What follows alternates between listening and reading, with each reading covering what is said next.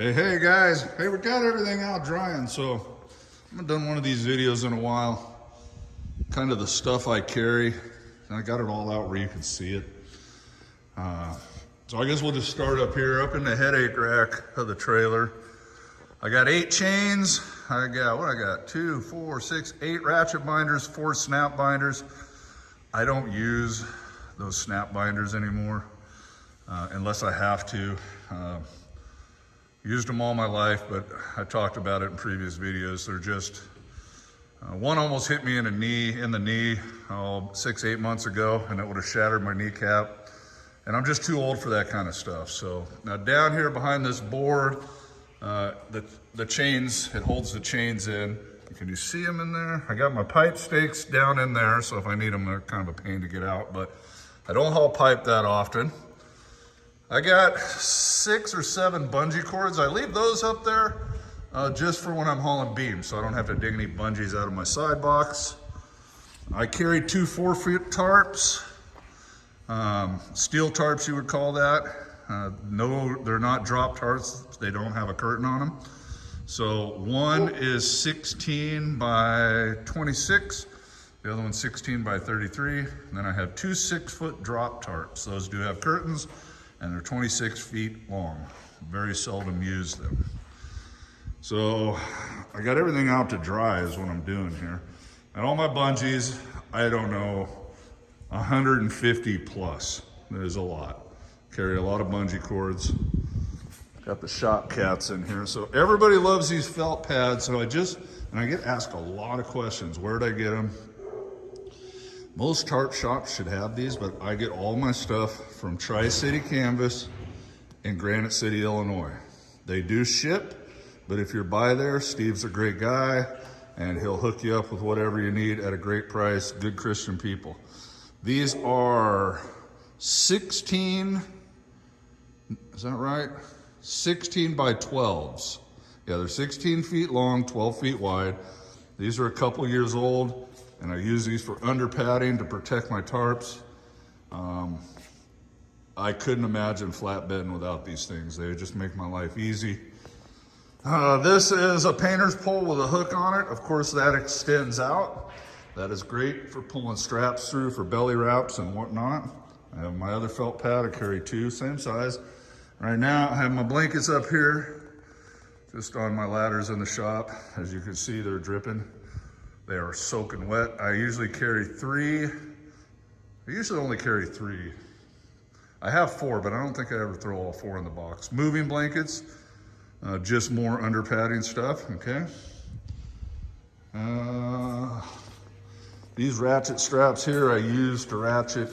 Well, I can use them for a lot of things, but mostly when I throw that pad over a coil, I put a ratchet strap in front and back so the pad doesn't move when I'm sliding my coil bag on there. I got my little ladder. These boxes, it's been raining a lot and everything was just soaking wet and I'm tired of it. I'm gonna punch a couple small drain holes in there with a drill bit. They should have drain holes, but this manufacturer probably thinks their boxes are better than any other boxes. Let me tell you something, boxes leak. New, old, doesn't matter. So back in the corners, I'm also gonna put a drain hole because this other one had about 3 inches of water. I had to use my blower to get it out. So let's go around here. Beautiful day down here in southeast Missouri. I'll show you my Bradford pears. They're blooming right now. There's my other blanket. I got it on my kids' pitching thing. It's drying. I carry my coil bag. This is a winch bar that I have for if I'm gonna use the snap binders. It stays in this side box. My other winch bar is up in the box on the driver's side. I use it all the time, check straps and check tires. I guess if I remember, I'll show you that. In here, I got all my coil racks in this box. Enough timbers to do 2 coils. My metal edge protectors, my plastic edge protectors. The reason they have holes in them, if you can see those holes, I used to hang them by bungee cords under my other trailer, but this trailer, I don't need to do that because I got an extra box. So they just go in the side box. All my traction mats are laying out to dry. And that's about it. This box is really wet. I blew it all out with my blower. I'm gonna drill a couple holes in there. Of course, underneath here, dunnage. If you want to see exactly what these boards are all about and why some of them have 2x4s nailed to the top, go to my video on beam. That's I-beam, like B-E-A-M, beam boards. And I did a whole video on why some of my boards have 2x4s on there. Basically to lift the back of the beams up, and so when they're stacked in H-beam form, they'll sink in and it kind of grabs them. Anyways, I got a whole video on that. Moving along, in my side box up here, all my straps. Can't really see them maybe, but there's all my rubber strap protectors. This is the greatest thing. They call it a bumblebee. I'm sure I did a video on that. Come on out of there. Anyways, you plug your drill in there, rolls your straps up. I have big ratchet straps. I have straps with chains on them because I don't have any ratchets on this side, any rollers. So I can hook a chain to the other side and use a ratchet strap. When I do belly wraps, I do one way and one the other. So I have big blue, there's one down there that has a chain on it to hook to the stake pocket on the other side, because there's none of these hooks on the other side, obviously these. Anyway, I don't know how many straps I got. I think probably 16 or so. And a Bradford pear trees down the driveway, blooming. So beautiful. And that's really about it. The winch bar I use all the time is this one in here. It's just a short black one. I got my hard hat in there, obviously need one of those. And it's over here because the rollers are over here. So it's easy to get to. What are you cats doing? I found a bed. And that's about all I can think. That's all I carry for flatbed stuff. That's all I ever need. All right, y'all, God bless you. Since I had it all out, I thought I'd show it to you. Plus, I got another clip I don't know what to do with. I'll put that in here, just a place us flatbedders get to go. Man, would I love to see a flip-flop wearing steering wheel holder get into this place. Stay tuned, we'll see you, bye. Before I show you the place that was, well, you'll see. It was interesting, not easy to get in. I almost forgot. I showed you these bevel timbers. It's enough for 2 coils, but the other ones, I have enough to do 5 coils. They are up here on top of the box, and I got them held in by a couple of ratchet straps. So I do carry, what I got, 10? Yeah. There's 2, 4, 6, 8. Yeah, there's 6 up here and 4 down there. So I can haul 5 coils, almost never do that. But you'll want enough to haul 5 coils, because sometimes they do 5 small coils. I've actually had a load called for 7 and I couldn't even do it, because I ain't got that many. I don't have that many coil racks or nothing. I have enough coil racks and these small beveled timbers to do 5 coils. Honestly, I do single coils more than anything. And other than that, from time to time, I get 2 coils, like 2 20,000 pounders or something, 2 22,000, something like that.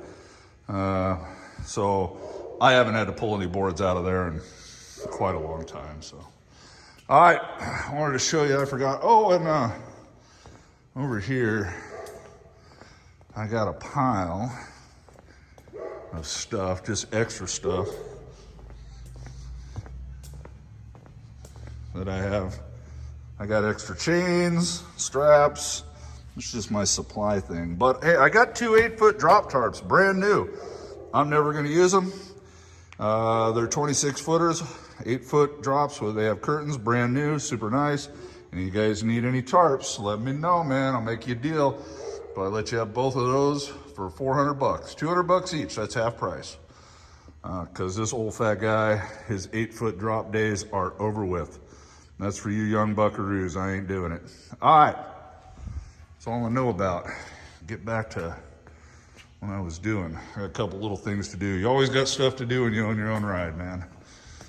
You don't just park this at the yard and have the mechanics take care of everything and come back to work. You are the mechanics. All right, God bless you. Hey, check, here's that clip on the super tight place in downtown Chicago, in the hood, All right, see you, bye. I'll show you this place in Chicago. I'm in the hood of Chicago. And once in a while you just run into these places and all you can say is, you've got to be kidding me. Now, first of all, Ellie is not a long wheelbase truck, all right? She's 245-inch wheelbase. Not super short, but definitely not long. So don't come to this place if you got one of them 300-inch long-nosed Peterbilts or W9. They wouldn't even be able to unload you. So check this out. You pull into this jacked up little place that they unload. As short as she is, he's barely going to be able to get that with a crane, because I can barely get in here far enough for him to grab it. So if you had a 300-inch wheelbase truck with a big hood on it, you'd be outside. They wouldn't, I don't know how they'd unload you. So let me show you this. If you don't laugh, man, you'll go crazy. I mean, I slid my axles up to get in here. I probably could have done it spread out, but it would have sucked and been real, I'd have been hopping all over the place. So you can't suck them up, or if you don't have a dump valve on the back, you're screwed. Now, how do you get out of here? This is awesome. So you pull in there and you got to back out. Look how many times this pole's been hit. So if you suck it backing, this is going to be a bad day. You got to back around this building, and I think maybe into there. I'm not even sure. The street is way out there, and you can barely make the corner to get in here. So this is just one of those places where all you can say is, you've got to be kidding me. So yeah, you pull down here. And I had to swing out as wide as I could. Even with them sucked up, you can see where the dirt's turned up. That's where I just went and pull down in there. Don't come to this place with a long nose truck. Large cars are not welcome. Trucking, you gotta love it. All right, y'all. Just some bonus footage for you. Bye now.